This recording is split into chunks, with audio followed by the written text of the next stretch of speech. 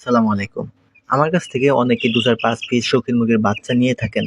তারা অনেকে আমাকে জিজ্ঞাসা করেন, "ভাই কিভাবে পালন করব?" আজকে আমার ভিডিওটা দেখলে আপনাদের সেই প্রশ্নটা আর করতে হবে না ইনশাআল্লাহ।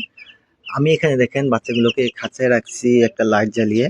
যেহেতু এখন রাত্র, দিনের বেলা আমি এই বাচ্চাগুলোকে রৌদ্রে রাখি। যদি লাইট জ্বালিয়ে না দিই তাহলে বাচ্চাগুলো পর্যাপ্ত তাপ পাবে না, শুকায় যাবে, পাখা ছেড়ে দিবে, অসুস্থ হয়ে পড়বে। এজন্য আমাদেরকে লাইট জ্বালিয়ে রাখতে হবে। আপনাদের যে খাঁচায় বাচ্চাগুলোকে রাখতে হবে এরকম কোনো কথা নেই। আপনারা চাইলে একটা ক্যারেট ব্যবহার করতে পারেন, একটা কার্টুন ব্যবহার করতে পারেন। কিন্তু একটা লাইটের ব্যবস্থা আপনাকে করে দিতেই হবে আপনার বাচ্চার সংখ্যা অনুযায়ী।